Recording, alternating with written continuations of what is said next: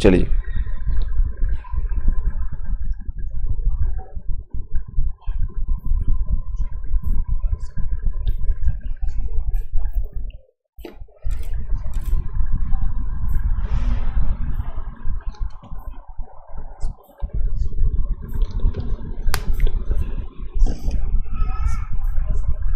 चलिए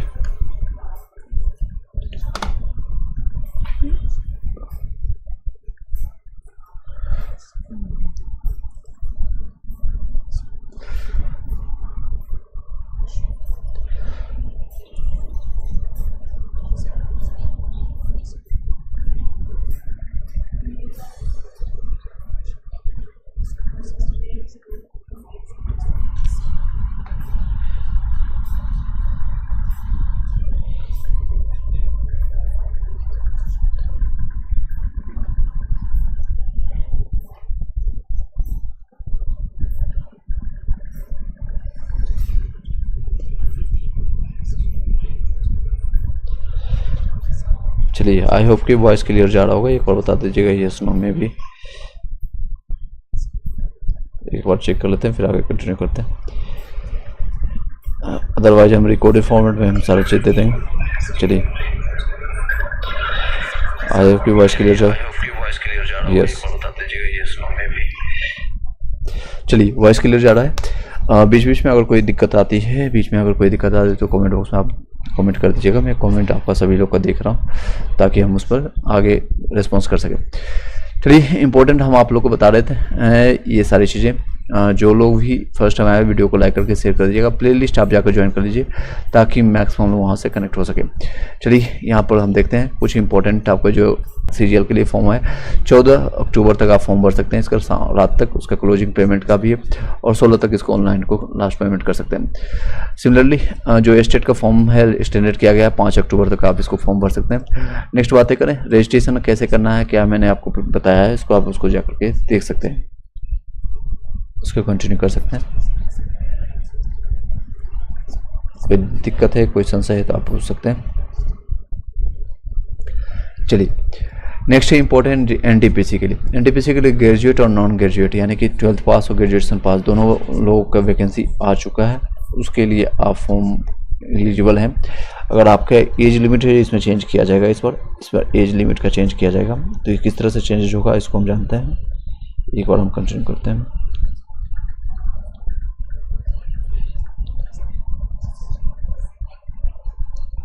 चलिए क्या क्या इंपॉर्टेंट पॉइंट है जानते हैं। पहली बात तो ये 21 अक्टूबर से ये फॉर्म भरा जाएगा और नॉन ग्रेजुएट वाले यानी 12th पास वाले जो 28 अक्टूबर से फॉर्म भरा जाएगा। टोटल सीटों की संख्या इसमें 5800 है ग्रेजुएट वाले में। नॉन ग्रेजुएट में आपका 3050 है यानी दोनों मिलाकर के अगर कैलकुलेट करें तो लगभग आपको 8850 के आसपास वैकेंसी देखने को मिलेगा। क्योंकि जो ग्रेजुएट हैं तो 12th पास होंगे ही। आप उसके एलिजिबिलिटी क्राइटेरिया और एज आपका कैलकुलेट किया जाएगा। इसमें आपको बताने का है 1 जनवरी 2026 से कैलकुलेट किया जाएगा। ये आपका दे सकते हैं। ये आपका आरआरबी में मेंशन किया गया है। इस तरह से आप लोग तैयारी में आप लगे रहिए। जिन लोगों का सिलेक्शन अभी नहीं हुआ किसी कारण से तो वो लोग फॉर्म भर सकते हैं। सेम चीज़ें हैं यहाँ पर। टोटल आपका जो है एज लिमिट यहाँ पर देख सकते हैं। यहाँ पर दिया गया 18 से 33 तक और आपका नॉन ग्रेजुएट में 18 से लेकर के 30 तक के एलिजिबिलिटी क्राइटेरिया। चलिए टॉपिक पर चलते हैं, मेन टॉपिक पर। एईडी के बारे में बताया आपको लगभग 10 लाख लोगों ने फॉर्म भरा है। तो उसमें कंपटीशन आपको नेक टू नेक रहेगा यानी कि बहुत ज़्यादा कंपटीशन आपको देखने को मिलेगा।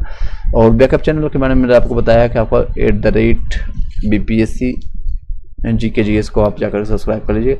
मैं बेल घंटी आपको यहाँ पर जो है हैंग आउट पर दे देता हूँ ताकि मैक्सिमम लोग यहाँ से कनेक्ट कर सकें। यहाँ पर देख सकते हैं थोड़ा ट्रबल आ रहे हैं एक्सप्लेनेशन, बफरिंग अगर आती है कोई दिक्कत आती है तो आप लोग बताइएगा। चलिए टॉपिक पर स्टार्ट करते हैं। कल के डेट में मैंने आपको फिजिक्स का मैंने आपका 2 टॉपिक कंप्लीट करा दिया है। 2 टॉपिक आपका कंप्लीट हो चुका है। तीसरा टॉपिक हम स्टार्ट करने जा रहे हैं और तीसरा टॉपिक आपका यांत्रिकी जिसको इंग्लिश में कहते हैं मैकेनिक्स। ओके, गति बल और गुरुत्वाकर्षण के बारे में जानेंगे। गति क्या क्या चीज़ जानेंगे तो गति बल और आपका गुरुत्वाकर्षण के बारे में चर्चा करेंगे। इंग्लिश मीडियम में ध्यान दीजिएगा, इसको मोशन, फोर्स और ग्रेविटेशन के बारे में इसको जानेंगे। यांत्रिक भौतिकी की वह शाखा है जो बल की क्रिया के तहत किसी वस्तु की गति का अध्ययन किया जाता है। किसको कहते हैं? तो यांत्रिकी भौतिकी यानी कि फिजिक्स का वो शाखा है, branches of where we can learn, और यानी बल की प्रक्रिया के तहत किसी वस्तु की गति यानी मोशन के बारे में हम जानने की कोशिश करते हैं, अध्ययन करते हैं, स्टडी करते हैं। यांत्रिकी मैकेनिक्स जो है आपका एक तो स्टैटिक हो सकता है, शुद्ध गतिकी हो सकता है या गतिकी हो सकता है। इस तरह से 3 डिवाइडेड में बांटा गया है। तो किस तरह से करना है, तो एक आपका तीनों को डिस्क्राइब करते हैं। कोई डाउट है तो आप लोग बताइएगा, कमेंट में आप लोग बताइएगा।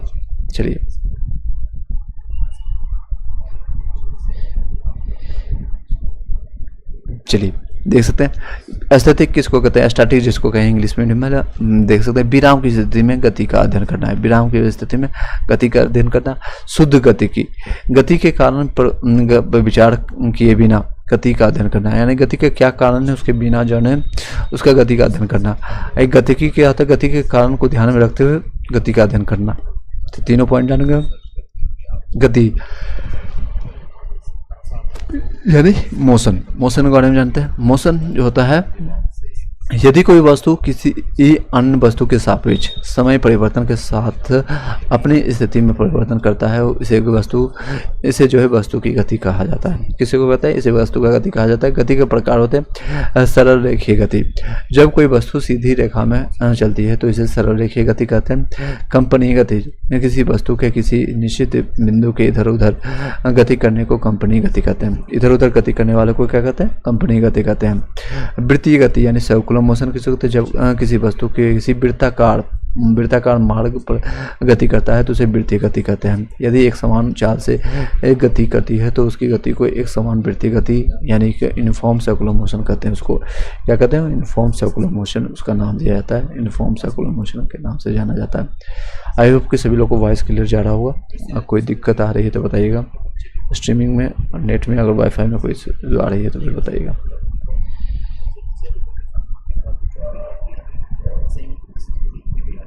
चलिए, आई डोंट थिंक कि कोई दिक्कत आ रही होगी। कोई इशू आता है तो आप साथ ही साथ आप इन्फॉर्म कीजिएगा। चलिए नेक्स्ट टॉपिक पर स्टार्ट करते हैं। नेक्स्ट आपका वक्रीय गति, यानी सत्य गतिमान हो तब ये एक आपका वक्रीय में आपका आधार पर गति के प्रकार है। एक विमीय गति, एक सीधे रेखा में किसी पिंड पर जाता है। एग्जाम्पल में आप कहिए, सीधी सड़क पर कार की गति स्वतंत्र रूप से गिरने से संबंधित है। सीधी सड़क पर जो है कार की गति या स्वतंत्र रूप से गिरने, या कोई एग्जाम्पल है एक विमीय गति कह सकते हैं। द्विविमीय आपको जो है जिसको 2 डायमेंशनल कहते हैं। 2 डायमेंशन आपको जो है या 2 विमीय गति, समतल में पिंड की गति को 2 विमीय गति कहते हैं। एग्जाम्पल में एक वृत्तीय मोड़ पर कार की गति, बिलियर्ड बॉल की गति। एग्जाम्पल याद रखिएगा, एक वृत्तीय मोड़ पर क्या होता है, 2 बीम की जरूरत पड़ती है, एक एक्स एक्सिस एक वाई बॉल की गति। नेक्स्ट है त्रिविमीय गति, आकाश में पिंड की गति को त्रिविमीय यानी 3D जिसको कहते हैं 3 डायमेंशन में देखने को मिलता है। और इसका 3 डायमेंशन हो जाएगा, एक्स वाई आपका जेड के रूप में भी देखने को मिलता है। उड़ते हुए कीट पतंगों की गति भी त्रिविमीय गति होता है, 3 डायमेंशन में इसको देखा जाता है। नेक्स्ट है विरामावस्था। विरामावस्था किसको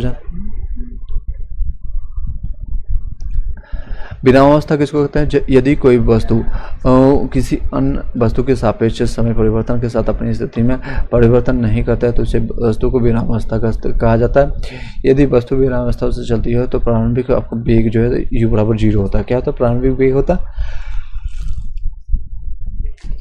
विरामावस्था में जो है प्रारंभिक वेग आपका जो है u आपका 0 होता है। नेक्स्ट आपका यदि विरामावस्था में रुकती है तो अंतिम वेग आपका जो है अगर रुक जाती है तो v बराबर 0 होता है। अगर स्टार्टिंग में आपका जो है वेलोसिटी 0 होता है और अंत वाला जो है अगर वेलोसिटी आपका रुक जाता है तो आपको आपका v 0 होगा। u 0 कब होगा, जब आरंभिक होगा, प्रारंभिक है जिसको कहते हैं स्टार्टिंग। यदि वस्तु समान वेग से गति करती है तो त्वरण क्या होगा, क्योंकि v - u/t आपका 2 होता है, तो एक्सेलरेशन डिफरेंस होता है प्रारंभिक और अंतिम का, तो इसमें आपका 0 हो जाएगा क्योंकि एक समान गति से चल रहा है। तो दोनों अगर देखेंगे तो दोनों समान होगा। मान लीजिए आपका यहाँ से यहाँ तक है, आपका गति करना है ए से लेकर के बी तक, ए से बी तक जाना है और कंटिन्यू किया 50 के स्पीड से और यहाँ भी जाकर के 50 ही है, तो दोनों के बीच में एक्सेलरेशन क्या हुआ तो 0 हो जाएगा क्योंकि 50 - 50 करेंगे तो 0 हो जाएगा। नेक्स्ट है अदिश राशियाँ, किसको कहते हैं? जिन राशियों में केवल परिणाम हो यानी मैग्नीट्यूड हो, सिर्फ इंग्लिश मीडियम वाले ध्यान दीजिएगा, सिर्फ क्या हो मैग्नीट्यूड हो और दिशा नहीं हो, तो इसमें इसको क्या कहते हैं? अदिश राशि कहते हैं। अदिश राशि। सदिश राशियाँ क्या होते हैं? वे राशि जिनमें परिणाम के साथ साथ दिशा भी होती है। क्या होता है? दिशा होता है, सदिश राशि कहलाते हैं। सदिश राशि और अदिश राशि में आपका एग्जाम्पल पूछा जाता है जनरली, तो देख सकते हैं अदिश राशि जिसमें आपका सिर्फ मैग्नीट्यूड चेक किया जाता है। आपका जैसे एग्जाम्पल में समय, दूरी, चाल, कार्य, ऊर्जा, शक्ति, ये सारे जो है अदिश राशि के एग्जाम्पल हैं। कौन कौन सा है फिर से बता देते हैं, समय, दूरी, चाल, कार्य, ऊर्जा, शक्ति, लंबाई, आयतन, अंश, सन्निहित क्षेत्रफल, द्रव्यमान। आपका द्रव्यमान जो आपका है अदिश राशि में आता है, इसका एग्जाम्पल है क्या है? अदिश राशि है। अदिश राशि है। नेक्स्ट तापमान, जिसको टेम्परेचर कहें, या उष्मा, द्रव्यमान, विद्युत धारा, ये सारे एग्जाम्पल किसके हैं? तो इसके धारा एग्जाम्पल हैं, तो अदिश राशि के एग्जाम्पल है। नेक्स्ट है सदिश राशि जिसमें मैग्नीट्यूड भी रहता है और साथ साथ डायरेक्शन भी देखने को मिलता है। जैसे आपका एग्जाम्पल में बल हो गया, विस्थापन, वेग, त्वरण, भार, बल, संवेग, विद्युत धारा, घनत्व, विद्युत क्षेत्र, विद्युत तीव्रता और चुंबकीय क्षेत्र, ये सारे एग्जाम्पल किसका है? तो सदिश राशि के। इंग्लिश में ध्यान दीजिएगा सारे टर्म, जैसे आपका टाइम हो गया, डिस्टेंस हो गया, स्पीड हो गया, वर्क हो गया, एनर्जी हो गया, वर्क हो गया, लेंथ हो गया, वॉल्यूम हो गया, एंड एरिया हो गया, डेंसिटी हो गया, okay, pressure, temperature, energy, heat, mass. इसी तरह से आप इसको इंग्लिश में ट्रांसलेट कर सकते हैं। यहाँ पर फोर्स हो गया, डिस्टेंस हो गया, डिस्प्लेसमेंट हो गया, वेलोसिटी हो गया, तो एक्सेलरेशन हो गया, एंड वेट हो गया, मोमेंटम हो गया, एंड आपका इलेक्ट्रिक करंट हो गया, एंड इलेक्ट्रिक फील्ड हो गया, एंड नेक्स्ट है इलेक्ट्रिक मैग्नेटिक। विद्युत धारा किसको कहते हैं? तो इसके बारे में चर्चा करते हैं। विद्युत धारा में परिणाम और दिशा दोनों होते हैं। ये अदिश राशि है क्योंकि ये सदिशों के योगफल का नियम का पालन नहीं करता। एक चीज़ और इसमें, जब आप फिजिक्स, केमिस्ट्री या फिर आप एस सी वर्मा को आप पढ़ेंगे या फिर कहीं भी कोई अच्छे बुक को एनसीईआरटी को पढ़ेंगे तो उसमें मेंशन किया गया सदिश राशि के 3 गुण होना जरूरी है। एक तो मैग्नीट्यूड होना चाहिए, डायरेक्शन होना चाहिए और साथ ही साथ जो है त्रिभुज के तीसरे नियम को फॉलो करता है, क्योंकि ये योग के जो है ये सदिशों के योग के नियम का पालन नहीं करता, इसलिए आपका विद्युत धारा जो है अदिश राशि में माना जाता है। दूरी, यदि जो है दूरी तय विद्युत धारा, चलिए दूरी जो आपका है गति करती हुई वस्तु द्वारा तय किए गए संपूर्ण मार्ग की लंबाई को दूरी कहा जाता है। दूरी एक अदिश राशि है। दूरी को सदा धनात्मक कहा जाता है। विस्थापन, किसी वस्तु की अंतिम स्थिति या प्रारंभिक स्थिति के बीच में न्यूनतम दूरी को विस्थापन कहते हैं। जैसे आपको मान लीजिए हमको ए से आपके घर से लेकर के स्कूल तक जाना है, तो इसके जाने का रास्ता मान लीजिए यहाँ तक गए, फिर आपका यहाँ से स्कूल बी तक गए, ये आपका स्कूल यहाँ पर है, तो न्यूनतम दूरी जो आपको यहाँ से यहाँ तक माना जाएगा। मान लीजिए आपका 3 है और ये आपका 4 है, तो दोनों मिलाकर के कैलकुलेट करेंगे इस तरह से, तो यहाँ 7 आएगा। लेकिन न्यूनतम दूरी हम डिस्टेंस यहाँ पर मेजरमेंट करेंगे तो ये आपका है 5 हो गया। त्रिभुज के त्रिकोण नियम को भी फॉलो कर रहा है, तो आपका ये आंसर सही होगा। नहीं तो ये विस्थापन आपका कहलाता है, ये डिस्प्लेसमेंट। लेकिन अगर दूरी अगर बात करेंगे तो दूरी आपका होगा 7 हो जाएगा। 3+4 आपका कैलकुलेट किया जाएगा और आपका यहाँ तक स्कूल पहुँच पाएंगे। नेक्स्ट दूरी और विस्थापन के बीच में तुलना करेंगे तो परिणाम उनके मामले में दूरी जो हमेशा बड़ा होता है। देख सकते हैं दूरी मैंने आपको एग्जाम्पल बताया विस्थापन से बड़ा होता है। नेक्स्ट आपको बातें करें गतिमान वस्तु के लिए दूरी कभी ऋणात्मक या शून्य नहीं हो सकती। गतिमान अगर वस्तु है, वस्तु अगर चल रही है तो कभी भी वो शून्य या फिर निगेटिव नहीं होगा सकता है। विस्थापन हो सकता है आपका ग्रेटर देन 0, परंतु आपको जो है विस्थापन या तो ग्रेटर देन 0 या इक्वल टू 0 लेस देन आपको 0 है। गतिमान वस्तु के लिए दूरी समय के साथ कभी कम नहीं हो सकती है, जबकि विस्थापन हो सकती है। चाल किसको कहते हैं? किसी वस्तु द्वारा इकाई समय में तय की गई दूरी को तय की गई दूरी के मान को उस वस्तु की चाल कहते हैं। चाल बराबर होता है दूरी बटे समय होता है। एक अदिश राशि है, इसका मात्रक मीटर प्रति सेकंड होता है। औसत चाल किसको कहते हैं? Average velocity. एवरेज वेलोसिटी तय की गई कुल दूरी या फिर एवं दूरी तय करने में कुल समय के अनुपात को औसत चाल कहते हैं। क्या कहते हैं? तय की गई कुल दूरी एवं दूरी तय करने में लगे कुल समय को आपको अनुपात को क्या कहते हैं, औसत चाल कहते हैं। नेक्स्ट है आपका औसत चाल का फॉर्मूला हो गया, तय की गई कुल दूरी, अपन दूरी तय करने में कुल लगा समय, कितना समय लगा है आपका, तो उसको कहते हैं औसत चाल। चाल का मापन जो होता है स्पीडोमीटर द्वारा किया जाता है, याद रखिएगा इसको स्पीडोमीटर। ये आपका ग्रुप डी में और रेलवे एनटीपीसी में जेई में भी इस बार क्वेश्चन पूछा गया, जेई में स्पीडोमीटर से क्या मेजरमेंट किया जाता है, तो आपका कार की चाल या चाल को मापन किया जाता है, स्पीड को मेजरमेंट किया जाता है। नेक्स्ट है यादृच्छिक गति। यादृच्छिक गति किसको कहते हैं, यादृच्छिक आपका गति, चलिए यादृच्छिक गति किसको कहते हैं, यादृच्छिक आपका गति उसको कहते हैं ये जब किसी वस्तु की गति निश्चित दिशा में नहीं होती है, फुटबॉल मैदान में खिलाड़ी की गति के समान होती है, तो इसी यादृच्छिक गति कहलाता है। वेग, वेग एकांक समय में किसी वस्तु द्वारा तय किया गया विस्थापन उस वस्तु का वेग कहलाता है। वेग एक सदिश राशि है, वेग बराबर विस्थापन अपन समय होता है। वेग का मात्रक मीटर प्रति सेकंड है। कोणीय विस्थापन, वृत्तीय गति के अधीन कोई वस्तु अपनी प्रारंभिक स्थिति के सापेक्ष जितने कोण घूम जाती है उसे कोणीय विस्थापन कहा जाता है। उसको क्या कहते हैं, कोणीय विस्थापन के नाम से जानते हैं, उसको कोणीय विस्थापन के नाम से जाना जाता है, कोणीय विस्थापन के नाम से जानते हैं। कोणीय वेग बराबर जो एक कोणीय वेग एक सदिश राशि है, ये भी वेक्टर क्वांटिटी है।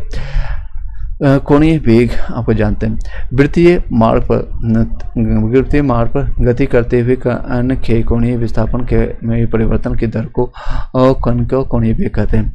वृत्तीय मार्ग पर गति करते हुए कण के कोणीय विस्थापन को परिवर्तन को उस कण का कोणीय वेग कहते हैं। कोणीय वेग बराबर होता है विस्थापन अपन कोणीय विस्थापन अपन टी के रूप में डेल थीटा अपन डेल टी के नाम में जाते हैं। कोणीय वेग एक सदिश राशि है, इसका मात्रक होता है रेडियन प्रति सेकंड होता है। क्या होता है, ये आपका जो है रेडियन प्रति सेकंड के रूप में जानते हैं। देख सकते हैं ये आपका न्यूमेरिकल क्वेश्चन है। यहाँ तक किसी को कोई डाउट है तो बताइएगा, यहाँ तक किसी को क्वेश्चन से डाउट है तो बताइएगा।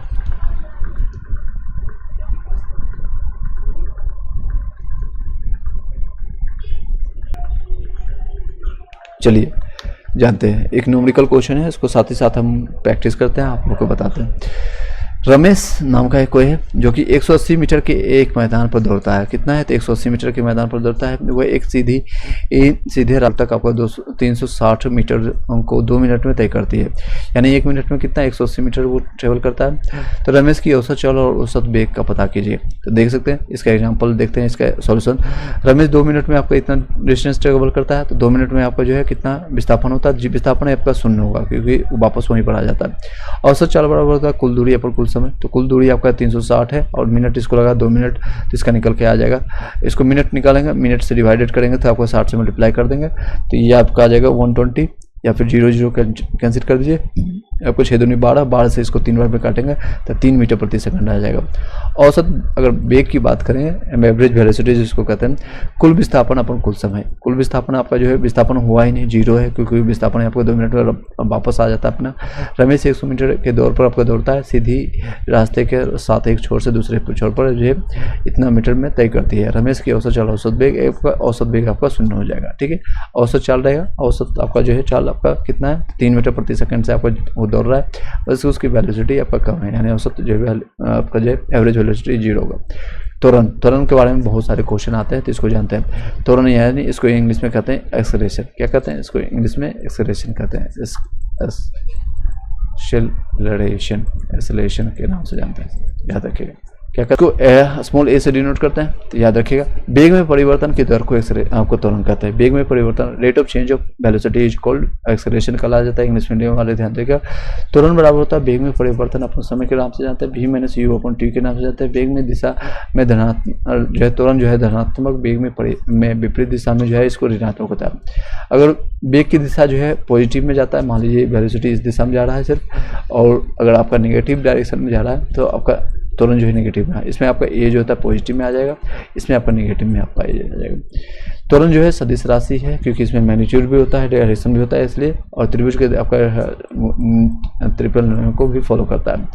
इसका मात्रक होता है मीटर प्रति सेकंड स्क्वायर होता है, मीटर प्रति सेकंड स्क्वायर। बीमा होता है एल टी में पावर -2। इससे संबंधित एक क्वेश्चन है, देख सकते हैं क्वेश्चन भी आपको न्यूमेरिकल आता है बीपीएससी में, कई जगह एग्जामिनेशन में, टीआरई वाले भी ध्यान दीजिएगा।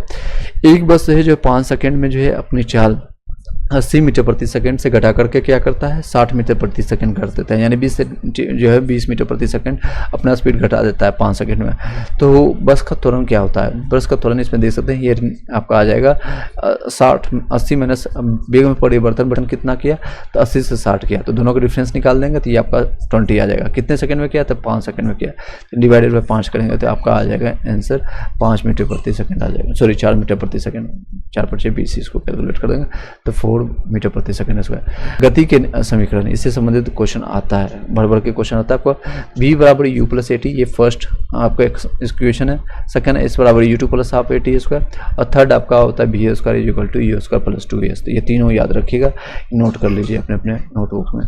इससे संबंधित देख सकते हैं क्वेश्चन इस तरह से बनता है। पृथ्वी के गुरुत्व के अंतर्गत गति क्या है। गुरुत्व के अंतर्गत यदि कोई पिंड नीचे से ऊपर की ओर फेंका जाए, अगर नीचे से ऊपर की ओर फेंका जाए तो तब गति का समीकरण इस तरह से देखने को मिलेगा। ऊपर की ओर फेंकते हैं तो आपका जो है जी का मान नेगेटिव में चला जाता है, नीचे आपका जी पॉजिटिव में रहता है। तो देख सकते हैं तो v बराबर u माइनस जी टी आता है। h बराबर जिसको s कह सकते हैं या h कह सकते हैं हाइट के रूप में, तो u t minus half g t square होता है। आपका v की square minus v square is equal to u square minus 2gh के रूप में जानते हैं। यदि कोई पिंड जो है ऊपर से नीचे की ओर गिर रहा है, यानी जी जो आपको नीचे की ओर है, तो इसमें आपको जो है ग्रेविटेशन आपका एक्सेलरेशन जो है आपका जो कह सकते हैं वो पॉजिटिव होता है। तब गति के जो है समीकरण इस तरह से देखने को मिला, v बराबर u प्लस ए टी रहेगा, h बराबर u2 plus half g t या half g t square, v square बराबर u स्क्वायर प्लस 2gh रहेगा। यदि कोई पिंड जो है विरामावस्था में रहेगा, यानी कि जब u स्टार्टिंग जो वेलोसिटी है आपका प्रारंभिक वेलोसिटी 0 हो जाता है, से गिरना शुरू करता है, तो गति का समीकरण क्या होगा, तो आपका u का वैल्यू इसमें 0 हो जाएगा, ये भी 0 हो जाएगा, ये भी टर्म 0 हो जाएगा। तो v बराबर जी आपका h बराबर हाफ जी टी स्क्वायर और v square is equal to 2gh के इस तरह से आपको देखने को मिलेगा। नेक्स्ट है 2 डायमेंशनल, जिसको 2 में गति क्या होता है, आपका मोशन इन 2 डायमेंशन। किसी बस कहा जाता है यदि समय के अनुसार स्थान परिवर्तन में वस्तु की स्थिति को निर्देशित करने के लिए 3 में से 2 निर्देशांक की आवश्यकता होती है। निर्देशांक किसको कहते हैं, तो आपका एक्सिस कहते हैं, जैसे आपका ये एक्सिस का ये वाई एक्सिस हो गया। अगर आपका 3 डायमेंशन की बात करें तो ये आपका एक डायमेंशन में आपको यहाँ पर देखने को मिलेगा। 2 डायमेंशन में जो है आपको प्रक्षेप गति मिलता है और वृत्तीय गति देखने को मिलता है। देख सकते हैं प्रक्षेप गति जिसको प्रोजेक्टाइल मोशन कहते हैं। इसको प्रोजेक्टाइल मोशन ये है किसी पिंड की आपका जो है पिंड को पृथ्वी से आकाश की ओर किसी कण को उछाला जाता है। पृथ्वी के गुरुत्वाकर्षण बल के कारण एक वक्रीय पथ का अनुसरण कर आपका गति करता है, तब वह आपका तब पथ जो है प्रक्षेप गति वक्र या फिर गति प्रक्षेप कहलाती है। प्रक्षेप गति में घर्षण श्यानता वायु प्रतिरोध को नगण्य माना जाते हैं। पहले एग्जाम्पल में बंदूक से चलाई गई गोली। ये प्रक्षेप गति के जो है प्रकार हैं 2, कई तो परोक्ष आपका प्रक्षेप गति होता है, एक क्षेत्रीय आपका गति होता है। परोक्ष प्रक्षेप गति का समीकरण प्रक्षेप का पथ जो है परवलयाकार होता है। क्या होता है, पाराबोलिक होता है। परवलयाकार जिसको कहते हैं प्रक्षेप का उड़यन काल जो होता है कितना होता है, उड़यन काल इसको देखा जाता है। जिस समय में वस्तु हवा में होती है तो उसे उड़यन काल जो के समय के रूप में जाना जाता है। इसका फॉर्मूला होता है T = 2u sin theta upon g, 2u sin theta upon g. u आपका प्रारंभिक जिसको कहते हैं आरंभिक या प्रारंभिक यानी इनिशियल वेलोसिटी इसको कहते हैं। g गुरुत्वाकर्षण के कारण त्वरण है, और थीटा = u होगा, क्षैतिज और अक्ष के बीच का कोण होता है थीटा आपका। नेक्स्ट क्षैतिज प्रास जिसको कहते हैं, रेंज जिसको कहते हैं इंग्लिश में। उड़यन काल में जो है किसी वस्तु द्वारा तय की गई क्षैतिज दूरी r बराबर u स्क्वायर, यहाँ पर देख सकते हैं ये 2 आपका घस के यहाँ आ जाता है u स्क्वायर, और यहाँ इक्वल 2 आ जाता है sin 2 थीटा अपॉन जी होता है। u square sin 2 theta upon g, u square sin 2 theta upon g के रूप में जानते हैं। अधिकतम वेलोसिटी जिसको कहते हैं अधिकतम हाइट अधिकतम ऊंचाई, यह प्रक्षेप के बिंदु से अधिकतम ऊंचाई है जहां तक एक प्रक्षेप आपका जो है हो सकता है। Capital H = u square sin square theta upon 2g होता है। तो यहाँ सभी जगह 2 देखने को मिलेगा। H में आपका जो है सभी जगह फॉर्मूला याद करने को बता देता हूँ एक तरीका आपका। पहले में r जो है आपका t यानी निकालने के लिए, समय निकालने के लिए सिर्फ 2 आगे में रहेगा, बाकी sin थीटा अपन जी रहेगा, 2u साइन थीटा अपन जी। और क्षैतिज में अगर निकालें प्रास यानी रेंज निकालने के लिए यू स्क्वायर, और यहाँ पर भी 2 रहेगा, यहाँ पर भी 2 रहेगा, नीचे में कोई 2 नहीं रहेगा। और एच वाले में क्या है, सभी जगह 2 रहेगा, you square sine square theta upon 2g, sine square theta upon 2g के रूप में जानते हैं। प्रक्षेप के बारे में कुछ आपको महत्वपूर्ण अवधारणा भी है। अधिकतम जो है उड़यन काल जो आपका थीटा बराबर 90 डिग्री पर होगा, क्योंकि थीटा बराबर 90 यहाँ पर जब देखेंगे तो यहाँ पर साइन थीटा 90 डिग्री बराबर साइन 90 बराबर 1 होता है, तो इसलिए अधिकतम उड़यन काल जो आपका टाइम पीरियड आपका थीटा बराबर 90 पर होगा। t इक्वल टू 2u अपन जी इसका आ जाएगा, t equal to 2u upon g होता है। अधिकतम प्रास जो है आपका रेंज आपको मिलेगा जब आपका थीटा बराबर आपका 45 डिग्री होगा, क्योंकि थीटा बराबर 45 डिग्री का अगर इसे आपको 2 थीटा से मल्टीप्लाई करेंगे तो 90 डिग्री हो जाएगा, तो इसका भी मैक्सिमम वैल्यू आपको 1 आ जाएगा, यू स्क्वायर अपन 2g आ जाएगा। अधिकतम ऊंचाई अगर बात करें तो थीटा इक्वल टू फिर इसमें 90 डिग्री होगा, यानी कि टाइम में और ऊंचाई में, टाइम और हाइट में जो है t और h में, t और h देख सकते हैं, इसका लिखना भी आसान होता है, तो t और h दोनों में 90 डिग्री होगा। और r जो होता है आप लोगों को पता है, r के जैसे r का कई एग्जांपल ले सकते हैं आप लोग, रेंज हो गया, राइट हो गया तो इसका वह है थीटा बराबर 45 डिग्री पर, क्योंकि साइन 2 थीटा इसमें फॉर्मूला डिपेंड करता है सारी चीज़ें। अधिकतम ऊंचाई और अधिकतम प्रास के बीच में अंतर कितना होता है, r बराबर 4h आपको थीटा होता है, r tan theta equal to 4h होता है, इसे याद रख सकते हैं आप, इसको याद रखिएगा। अधिकतम ऊंचाई और अधिकतम आपका प्रास के लिए, रेंज के लिए थीटा के बीच में कितना संबंध होगा, इसके बीच में संबंध होगा r equal to 4h cot theta होगा। अगर कोट थीटा को tan थीटा में बदलेंगे तो ये आपका 1/tan थीटा होता है इसका, तो ये आपका इधर आ जाएगा, r tan theta equal to 4h हो जाएगा, r tan theta equal to 4h। प्रक्षेप गति में ऊर्जा जो है संरक्षित होता है, यानी कि कंजर्व किया जाता है।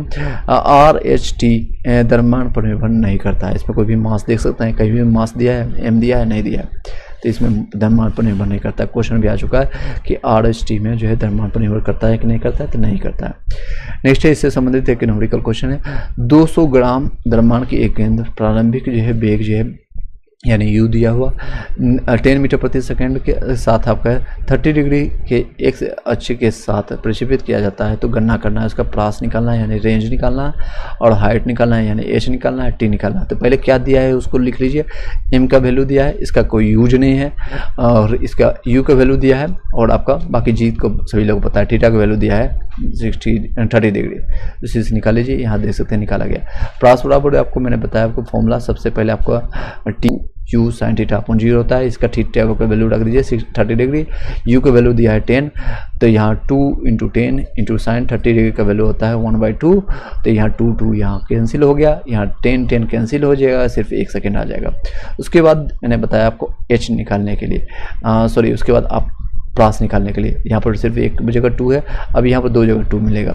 यू स्क्वायर साइन 2 थीटा अपन जी, यहाँ पर वैल्यू रखिए, यू स्क्वायर यानी कि यू का वैल्यू 10 है, तो 10 का स्क्वायर 100 हो गया, और साइन 60 डिग्री का फैन, क्योंकि 2 से मल्टीप्लाई करेंगे 30 से तो 60 डिग्री आ जाएगा, इसका वैल्यू होता है √3/2, ये तो 10 एक जगह कैंसिल हो जाएगा, तो यहाँ पर 2 और कट जाएगा, तो आपको बचेगा 5, तो 5√3 आ जाएगा। 2 वैल्यू निकाल दिया मैंने, तीसरा वैल्यू आपका h निकालना है। h का फॉर्मूला मैंने आपको बताया था, सभी जगह 2 आपको लगाना है, यू स्क्वायर भी लगाना है, साइन स्क्वायर पर भी लगाना है, थीटा अपन 2g पे भी लगाना है, तो सभी वैल्यू रख दीजिए।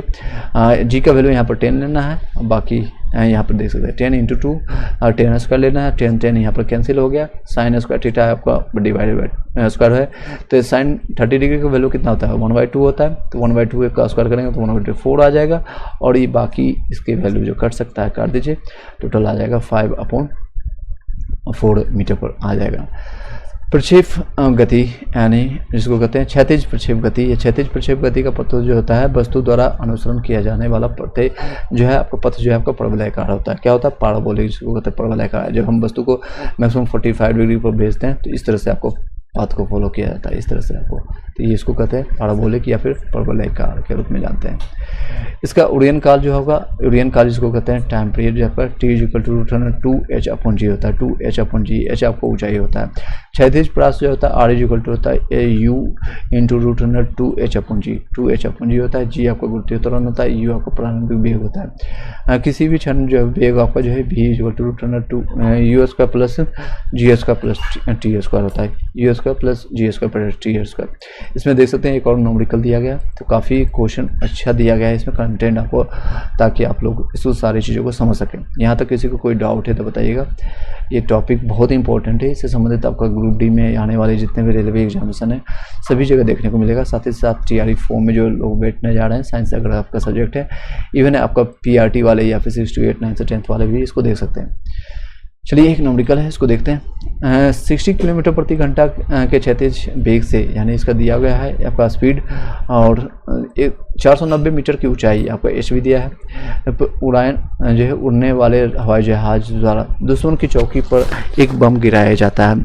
बम गिराते समय, यानी बम की बात करें अभी पाकिस्तान की याद आएगा, अभी पाकिस्तान को किस तरह से हराने के बावजूद भी पाकिस्तान अपनी हार नहीं मान रहा है और जो है कप छोड़ जो है आपका कप लेकर के भाग गया। एशिया कप जीतने के बाद भी इंडिया को कप अभी तक मिला है कि नहीं, आप लोग कमेंट बॉक्स में बताइएगा, आप लोग कमेंट बॉक्स में बताइएगा। चलिए, बम गिराते समय जो है आपका हवाई जहाज दुश्मन की चौकी से कितनी दूर होना चाहिए ताकि आपको जो है सीधी निशान पर लगे। तो इसका फॉर्मूला मैंने आपको बताया था, R is equal to UT होता है। U आपका टी का वैल्यू आप पुट कर दीजिए, अभी मैंने बताया था टी का value root under 2h upon g होगा, तो यहाँ पर पुट कर दीजिए। बाकी putting the value getting the result हो जाएगा। यहाँ पर वैल्यू है आपका 60 किलोमीटर प्रति की स्पीड से चल रहा है, आरएनबी जो आपको 36 वेग है दिया गया, और इसको मीटर प्रति सेकंड से कन्वर्ट करने के लिए 5/18 से मल्टीप्लाई करना होता है। 5/18 से मल्टीप्लाई कर दिया इन्होंने, और बाकी h का वैल्यू पुट कर दीजिए। h आपका दिया गया है 490, और बाकी g का वैल्यू आपको यहाँ पर दिया गया है, यहाँ पर दिया गया है, देख सकते हैं g का वैल्यू, यहाँ पर g का वैल्यू दिया गया 9.8। बाकी पुटिंग द वैल्यू है, गेटिंग द रिजल्ट है, यहाँ देख सकते हैं। यहाँ पहले से 0 हटाइएगा तो एक यहाँ पर 0 आ जाएगा, और ये आपका ये 2 से कट गया, यहाँ पर ये 2 कट गया, यहाँ पर आ गया 100, यानी यहाँ पर आपका वैल्यू आ जाएगा 100। 100 रूट 100 निकालेंगे तो इसका 10 वैल्यू आएगा। ये बाकी यहाँ 8 कट दीजिए, 6 से कट गया ये 3 बार में, और ये आपका ये कट गया 6 कट गया 2 बार में, 20 बार 20 × 60, और ये 3 कट नहीं सकता है तो आपका 5, यहाँ पर ये भी 100, यानी 500 डिवाइडेड बाई 3 आ जाएगा ये आपका। नेक्स्ट है वृत्तीय गति, सर्कुलर मोशन। यहाँ तक किसी को क्वेश्चन से कोई डाउट है तो बताइएगा। चलिए इस वीडियो को यहीं पर शॉर्ट रखते हैं ताकि मैक्सिमम लोग कनेक्ट कर सकें, और मैं ज़्यादा हैक्टिक नहीं बनाना चाहता हूँ ताकि आप लोग को उतना ही बताएं ताकि याद रह सके। नेक्स्ट वीडियो में हम कंटिन्यू करेंगे और बेहतर टॉपिक से कंप्लीट करेंगे और बेहतरीन ढंग से। चलिए इस वीडियो को यहीं पर फाइंड अप करते हैं। Thank you so much, have a nice day, all the best आप सभी को लोग को। चलिए टेलीग्राम ग्रुप में ज्वाइन कर लीजिएगा जो लोग को PDF प्राप्त करना चाहते हैं, जो लोग नोट प्राप्त करना चाहते हैं। साथ ही साथ मैंने लिंक दिया है दूसरे चैनल का, उसको भी आप क्लिक करके आप जाकर के ज्वाइन कर लीजिएगा ताकि वहाँ से आप लोग को भी कोई दिक्कत